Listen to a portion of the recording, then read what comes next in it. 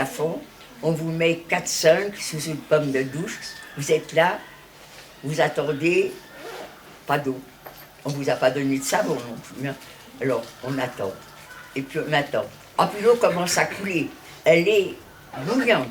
Tout le monde hurle. On n'a même pas le temps de finir de hurler que maintenant, elle est glacée. Tout le monde hurle. Et on est à peine mouillé parce qu'on est sous une pomme, 4-5 sous une pomme. On vous pousse dans une salle. La salle, elle est complètement vide. Qu'est-ce que fait quand on prend une douche, toi? Tu me vois? Oui. Alors, qu'est-ce que tu fais quand tu prends une douche? Je me lave et je m'habille. Ah bon, tu te laves et tu t'habilles. Qu'est-ce qu'on fait quand on a pris une douche? Allez-y. Et ben voilà. Alors donc, pour se sécher, il faut des serviettes. Alors qu'est-ce qu'on fait? Ben, on cherche les serviettes. Et ben on les a cherchées longtemps. On n'en a jamais trouvé. Mais pas besoin de serviettes. Toutes les vitres de cette salle sont cassées. Donc ça fait des courants d'air. Donc on sèche par les courants d'air. Mais en attendant que tout le monde soit passé à la douche, alors il y en a qui parlent. Elles ont interrogé les personnes qui les rasaient, les personnes qui les tatouaient. Vous êtes là depuis quelque temps, qu'est-ce qu'on va faire de nos enfants? Quand on est descendu du train, on a dit « Donnez vos enfants en bas âge aux personnes âgées » parce que ça va être fatigant de les porter, alors on les a donnés. Alors, quand est-ce qu'on va les voir? Maintenant, on est dans le camp. Et ces femmes, c'est vrai qu'elles sont là depuis longtemps. Et comme on est là depuis longtemps, on n'est plus des êtres normaux. On ne sait plus ce que c'est que la gentillesse. Et presque content, on va leur dire, ben, la fumée. Ben quoi, la fumée? C'est l'usine. Non, non, Ginette, c'est pas l'usine. On apprend que tous ceux qui étaient sur les camions ont été assassinés. Et maintenant, cette fumée, c'est leur corps qui brûle. Je peux vous garantir que personne ne les a crus. Vous le croyez parce que vous avez lu des livres. Mais nous, on arrive, on n'est pas au courant de tout ça. Et on vous annonce qu'on ne les a pas crus. Comment pouvez-vous croire des choses comme ça? Moi, je ne peux pas vérifier.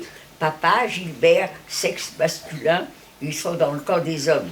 Mais celles qui étaient avec leur mère, avec leur grand-mère, avec leur tante, elles ont donné leur bébé comme on leur a conseillé. Eh bien, elles ne les ont jamais revus. On l'a su tout de suite, mais on l'a cru qu'en fin de journée, alors qu'on le savait tout de suite. Alors maintenant, ça y est, on sait que tous ceux qui n'étaient sur les camions ont été assassinés. Et là, maintenant, on va découvrir. Alors, on est toujours nus. Maintenant, ça y est, on va vous habiller.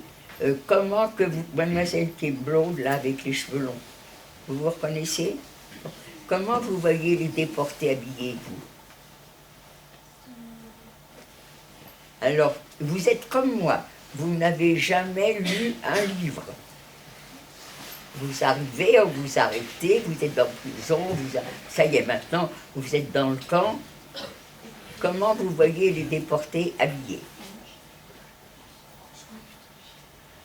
Vous ne savez pas? Qui est-ce qui peut me le dire? Allez-y. Un pantalon et un t-shirt. Comment? Un pantalon et un t-shirt. Ah oui, d'accord. C'est pas mal, hein? Mais enfin, ça ne suffirait pas. Mais en tous les cas, c'est pas ça. Allez-y. Un uniforme. Comment? Un uniforme. Oui, mais ça, c'est pas une description.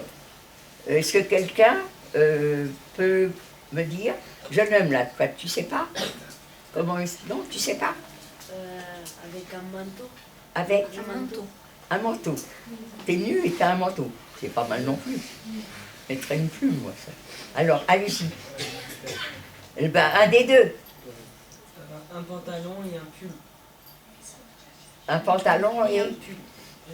Bon, alors, mesdames les professeurs, vous ne savez pas parler à vos élèves. Personne ne vous a dit que les déportés, normalement, étaient habillés avec des vêtements rayés. Vous leur avez jamais dit? Bon, L'école d'histoire, je ne sais pas. non. Eh bien, il faudra leur apprendre. Hein?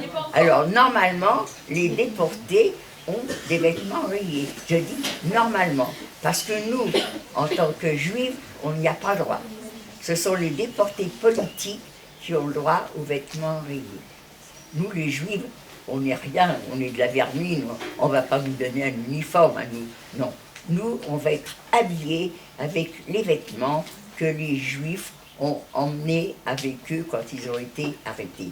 Vous vous rappelez ou vous ne vous rappelez pas, on vient vous arrêter, on vous dit prenez quelques affaires.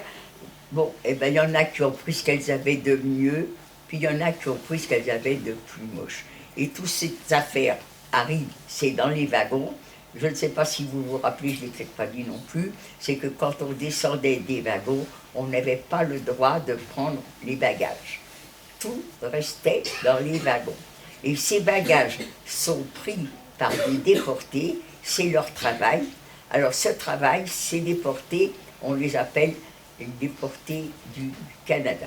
Canada, ça donne une sensation de richesse, de bien-être.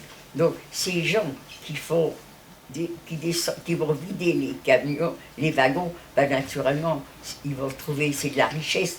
Ils vont prendre ces bagages, ils vont ouvrir les valises, ils vont trouver des choses très très bien. Certains vont pris ce qu'il y avait de mieux, d'autres ont pris ce qu'il y avait de plus moche. Ils vont trouver de la nourriture. Donc vraiment, ces gens du Canada, tout le monde aurait voulu faire ce boulot-là. Alors les affaires vont être triées. Tout ce qui est bien va partir en Allemagne, et ce qui est moins bien, pour habiller les Juifs, ça va être largement suffisant. Alors nous, on est habillés avec des vêtements qui ne sont quand même pas déchirés, mais des vêtements avec des taches suspectes, des taches de graisse, des taches d'eau, des taches de vin, c'est des affaires qui auront été portées, elles sont délavées, décolorées. Pour les Juifs, c'est largement suffisant. Donc nous, on est très mal habillés, mais c'est quand même pas déchiré. Et maintenant, on va rentrer dans le camp. Alors là, il n'y en a pas deux pareils. Hein. Alors les chaussures, c'est de la rigolade, parce que quand on nous jette les chaussures, elles sont rangées par taille, mais on vous les jette. Quand elles vous les jettent, les paires se défont. Alors on se retrouve avec deux pieds du gauche, ou deux pieds droit, ou un pied du 38, un pied du 40. C'est nous qui devons nous... Alors ça y est, maintenant, on est habillés, on est mal habillés, et maintenant, on va être dans le camp, et on va nous emmener aux toilettes. Jusque-là, on n'a pas été aux toilettes. Dans les wagons, on entendait, on sentait, on était obligé de se soulager, mais pas comme il faut. Alors là, on nous parle de nous emmener aux toilettes.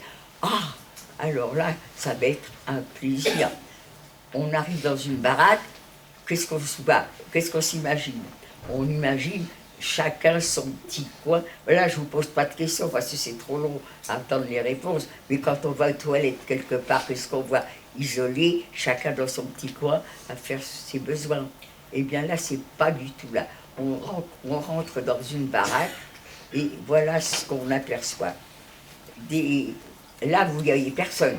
Mais normalement, quand moi je suis devant cette baraque, dans cette porte, il y a encore des personnes qui sont là, assises côte à côte, dos à dos, à faire leurs besoins ensemble. Imaginez, vous êtes là, vous tous ensemble, et bien vous tous ensemble, vous êtes en train de faire vos besoins.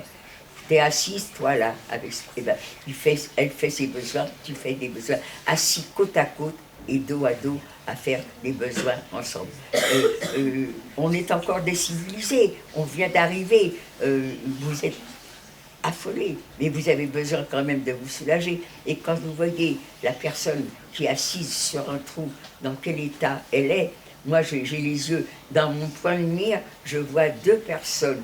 Il y en a une, mais qu'est-ce qu'elle fait? Elle urinait dans ses mains et elle se lavait les fesses avec ses urines. Oh, quelle horreur! Elle a le droit à tous les mots d'oiseaux que je connais. Et l'autre à côté, elle ne bouge pas. Je crois que c'était une statue. Ah non, non, elle bouge. Mais tellement maigre. Je vois, elle avait baissé sa culotte naturellement. Je voyais les os du bassin. Je voyais les vertèbres qui passaient, les dernières vertèbres qui traversaient sa peau presque. Hein. Alors j'ai eu des explications. Cette femme qui était très très très maigres, qu'on voyait presque les vertèbres qui lui traversaient la peau. C'était des personnes qui avaient tellement maigri qu'elles étaient squelettiques. Eh bien, quand il y avait une sélection, les personnes comme elle, c'était les premières qui partaient pour les chambres à gaz.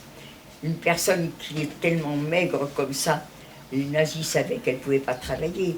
Donc, puisque tu ne peux pas travailler, on te tue. Et celle qui était en train de se laver les fesses avec ses urines, eh bien, elle se lavait les fesses pour se sauver la vie. La moindre petite griffe, on est tellement dans la crasse quand on est à Birkenau, on ne se lave pas, c'est sale partout, eh bien la moindre petite griffe devient un abcès. Et quand vous avez un abcès, quand il y a une sélection, les nazis, oh, elle a un abcès, elle ne peut pas travailler, ça doit la faire souffrir. Allez, chambre à gaz. Donc cette personne qui se lavait les fesses, elle essayait de se sauver la vie. Pourquoi? Il n'y a pas de désinfection, il n'y a pas de désinfectant dans le camp. Alors, on apprend que dans les urines, il y a de l'ammoniac. Et que l'ammoniac, eh bien, dès que vous avez une petite plaie superficielle, ça la désinfecte.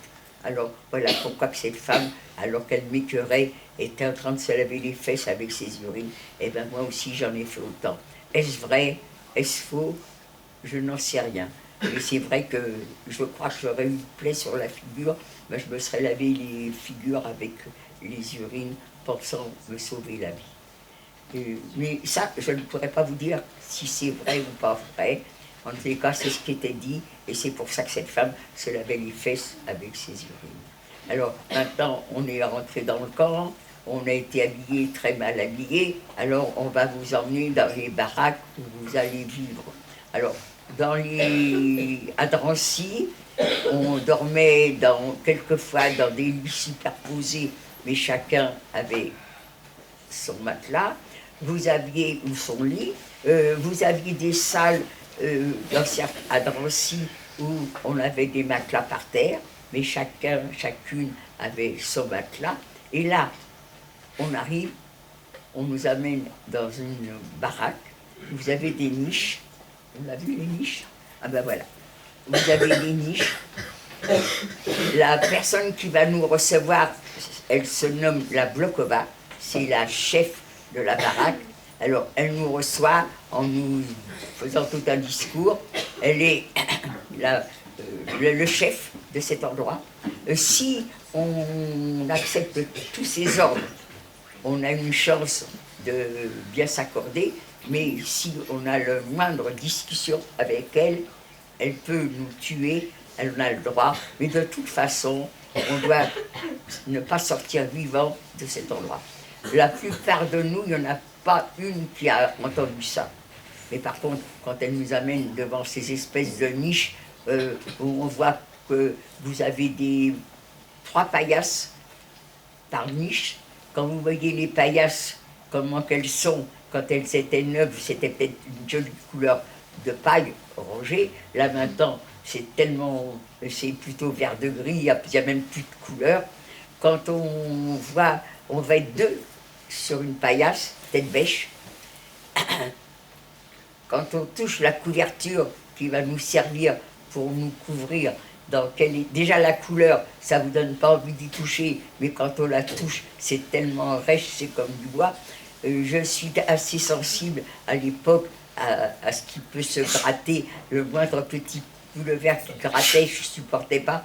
Et là, qu'en touchant la couverture, je me suis dit, je ne vais même pas pouvoir. Parce qu'on était mal habillés, mais quand on se couche, on se déshabille. Donc on s'était déshabillé. Il n'y a rien pour accrocher les affaires. On les avait mis sous nos têtes. Mais sous nos têtes, il y avait déjà les chaussures. Donc je me suis quand même endormie tout de suite. Moi, je ne pensais pas que j'allais pouvoir dormir. Eh bien, je me suis endormie tout de suite. Et je crois que je n'ai pas dormi, que déjà, on nous réveille. Et la personne qui nous réveille, elle commence à frapper. Alors, les koyas se font face à face. ça fait qu'il y a comme une petite allée au milieu.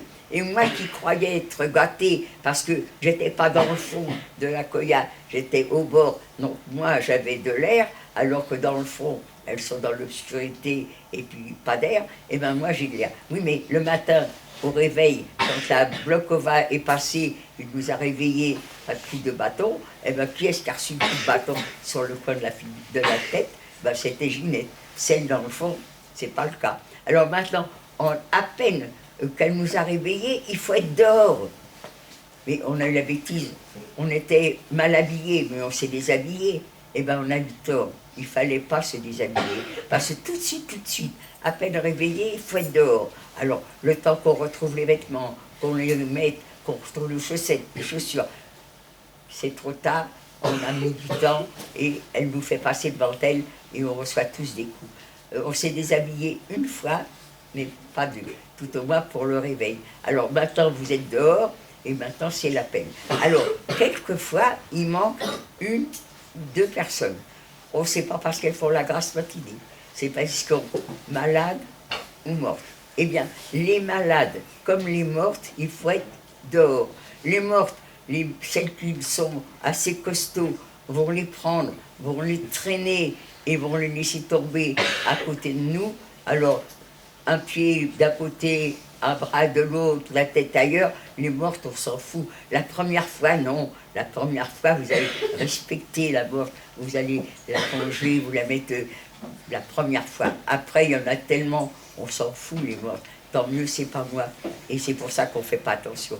Et quand la personne qui n'est pas morte, mais qui restait dans sa coya, c'est parce qu'elle était malade. Eh bien, la malade doit être debout à l'appel exactement comme si elle était vivante, elle n'était pas malade, au garde à vue. Si vous êtes malade, vous irez après à l'hôpital, mais à l'appel, il faut être au garde à vue. Alors voilà, c'est ça. Et puis le garde à vue, après, c'est le travail. Je peux répondre aux questions maintenant, je ne sais plus, à force de parler, je ne sais plus ce que je dis pas.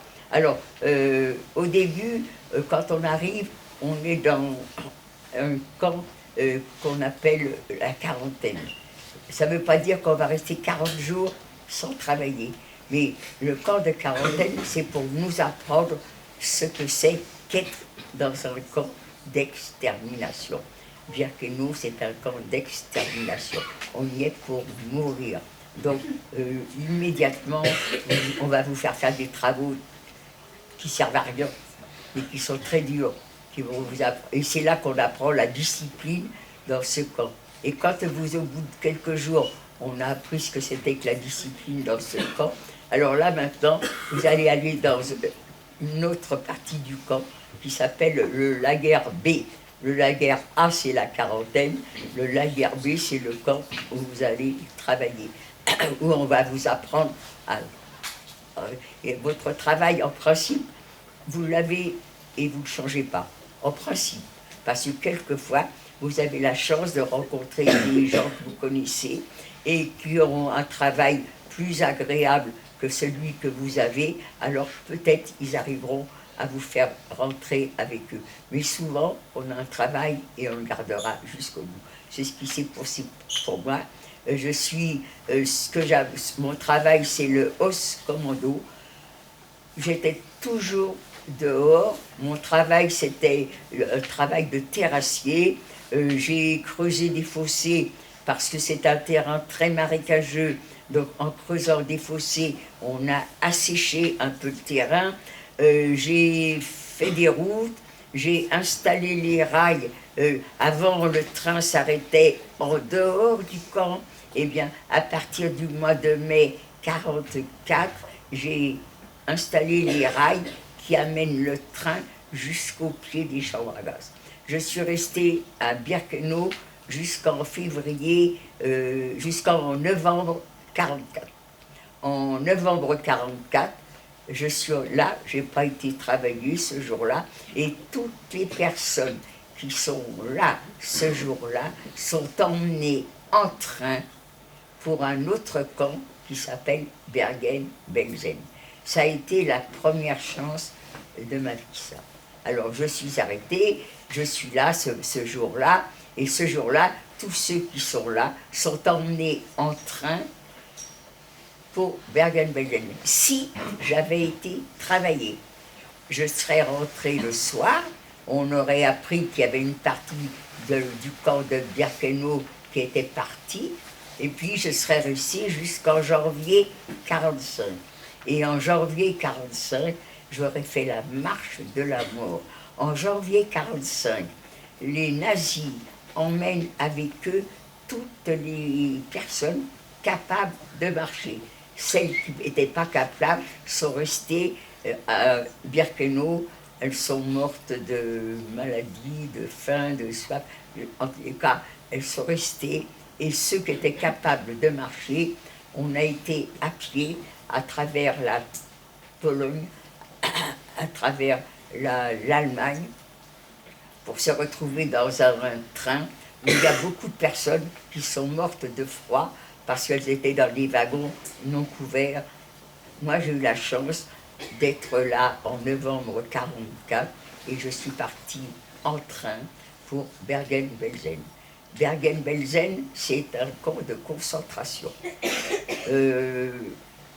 On arrive, il n'y a pas de travail, mais du fait que vous ne travaillez pas, vous êtes encore moins bien nourri qu'à Birkenau, et c'est peu dire. Donc là, à Bergen-Belsen, il n'y a pas assez de soldats pour la discipline. Donc ce qui règne, c'est qu'il faut être débrouillard. Si vous êtes débrouillard, vous pourrez manger. Si vous n'êtes pas débrouillard, comme c'est mon cas, bon, on n'a pas à manger. Je me souviens toujours, il y avait des distributions de pain, on nous emmenait dans des espèces de tonneaux des rations de pain. Vous étiez, vous, gentiment, les unes derrière les autres. Un groupe de 400 femmes s'amenait. Comme il n'y a pas d'officier pour vous surveiller, elles plongent dans le tonneau où il y a les tranches de pain et elles partent avec chacune, peut-être pas spécialement pour elles, mais en attendant, vous qui avez attendu gentiment votre tour, eh bien votre tour, vous n'avez plus rien. J'ai été très malheureuse à Bergen-Belsen parce que je n'étais pas débrouillarde. Par contre, à Bergen-Belsen, j'ai la chance, en février 1945, alors je suis arrivée en novembre, en février 1945, des dirigeants d'usine ont besoin de personnel.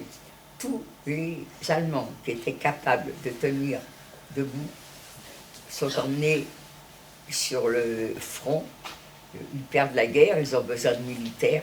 Donc, mais il faut aussi faire travailler les usines. Ils ne peuvent pas les fermer.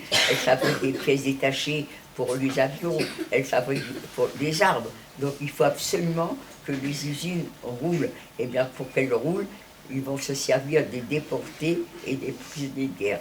Et j'ai la chance de travailler en février 1945 dans une usine qui s'appelle Ragun, à côté de Leipzig.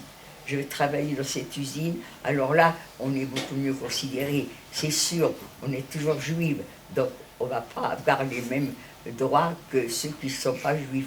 Mais on va quand même nous respecter, ceux qui dirigent l'usine. Ils ont besoin de nous, on travaille pour eux, donc on va être un petit peu mieux nourris et on va être un petit peu mieux logés. Et puis là, c'est pareil encore, on va se retrouver dans cette usine jusqu'en avril 1945, et en avril 1945, au lieu d'aller travailler dans l'usine, c'est fini l'usine, on va repartir. Et là, on va repartir en train, et pour beaucoup d'entre nous, ça a été le train de la mort. On est enfermés dans ces wagons, il y a des alertes. Nous, on reste sur les voies de garage et les soldats vont se mettre à l'abri. Il va y avoir des trains prioritaires qui vont passer. Nous, on est sur les voies de garage, il faut les laisser passer. Un voyage qui va peut-être durer 2 jours, va durer 1 semaine. Dans les wagons, pas de nourriture, pas d'eau. Les gens mouraient. Je me souviens toujours que vous aviez quelques personnes qui n'aimaient pas avoir des mortes à côté d'elles. Donc, malgré leur faiblesse, elles les traînaient dans un coin du wagon où les corps s'entassaient. Moi, je suis appuyée au mur du wagon. À côté de moi, il y a une dame, je ne la connais pas non plus. on est côte à côte, à un moment donné, un jour, on roule un jour, 2 jours, et puis à un moment donné, elle me tombe sur l'épaule, je la redresse, à peine redressée, elle me retombe sur l'épaule. Ah non, il faut quand même te réveiller. Et ben je la secoue, et du coup complètement, elle secoue, je la secoue, ben, complètement, elle est sur moi. Elle dormait pas, elle était morte. Aucune personne dans le wagon n'a su que j'avais une morte à côté de moi. Pas folle, Ginette. Puisqu'ils nous tiennent en vie alors qu'ils peuvent nous assassiner, ils ont qu'à ouvrir les wagons, un coup de mitraillette, et tout terminé, il n'y a plus personne. Et comme ils nous gardent, eh ben, c'est qu'ils ont une idée derrière la tête. Donc je me vois, le wagon va s'ouvrir, et puis il va y avoir une distribution de nourriture. Ah ben, moi je prends ma part, mais il faut aussi donner la part pour ma camarade, parce qu'elle dort, mais elle va se réveiller. Hein. Et ben voilà, pour moi, une morte, c'était l'occasion d'avoir une ration supplémentaire. Voilà comment on était venus. J'ai eu la chance d'être en avril 45. Je vais terminer à Theresienstadt. Comment je suis arrivée à Theresienstadt, comment j'ai supporté ce voyage dans ce train où il y avait ni à boire, ni rien, pas un seau. On est dans un état inimaginable. J'arrive, je suis très très faible, je suis à Theresienstadt. Des gens m'accueillent. Comment j'ai été jusqu'à cet accueil, je n'en sais rien. Les gens me regardent, ils nous regardent, ils ont des yeux brillants de larmes, alors que jusque-là, personne ne nous regardait, on nous injuriait, on nous frappait, on ne nous regardait pas, on était des juifs. Et là, les gens nous regardent, ils ont les yeux brillants de larmes. 2 dames vont me prendre par le bras, vont m'aider à marcher, et là j'apprends qu'on est arrivé dans le camp de Theresienstadt, que ce camp de Theresienstadt venait d'être libéré par les Russes. Donc ceux qui étaient là à nous aider, bien c'était plus les nazis. Donc on va m'aider, on va monter un étage, 2 étages, on ouvre une porte, des lits. Mais des lits, il y en avait aussi quand on était en usine, je ne sais pas si je vous l'ai dit, mais on dormait dans des lits. Mais là, c'est des lits avec des draps. Je suis dans un camp où il y a des draps dans les lits. Toujours, toujours, toujours, j'ai cru que les Juifs de Tchécoslovaquie, quand ils arrivaient à Theresienstadt, avaient des draps dans leur lit. Je rencontre quelqu'un dans l'autobus, on est face à face, on se regarde, on a l'impression qu'on se connaît. Est-ce que moi je faisais les marchés? Est-ce que vous êtes une cliente à Aubervilliers? Non, elle ne connaît pas Aubervilliers. On cherche, est-ce que... Et à un moment donné, est-ce que vous n'avez pas été déporté? Si. Ah, ben c'est là. Eh bien, quand des déportés se rencontrent, ne croyez pas qu'on se dit, oh, qu'est-ce qu'on a souffert. Non. Où est-ce que tu as été libéré? Et ben voilà, où est-ce que tu as été libéré? Elle me dit, Tchécoslovaquie. Ah, ben moi aussi. Qu'est-ce qu'elles avaient comme chance, les Juifs qui étaient arrêtés en Tchécoslovaquie, au moins ils avaient des draps dans leur lit. Elle me regarde, dit, mais t'es folle, moi j'ai été, il n'y a pas de draps dans les lits. Ah ben moi aussi j'y étais, et je sais bien qu'il y avait des draps. Elle me dit, et peut-être que tu étais malade. Eh ben oui, c'est vrai. En Tchécoslovaquie, je suis arrivée, moi j'étais fatiguée, très très fatiguée, mais je pensais que c'était parce que on a voyagé dans ce train pendant, je sais pas moi, 8 jours, peut-être plus, sans nourriture. Donc c'est vrai, je suis très fatiguée. En réalité, j'avais le typhus. Le typhus, c'est une fièvre qui est très très très forte. Ça peut monter jusqu'à 42 degrés. Alors, où on guérit, où on en meurt, je n'en sais rien. En tout cas, j'en suis sortie guérie. Qu'est-ce qu'on a fait pour me soigner? Je n'en sais rien. Mais moi, c'est pour ça que j'étais à l'hôpital en Tchécoslovaquie. Je me réveille, je sors de ce coma.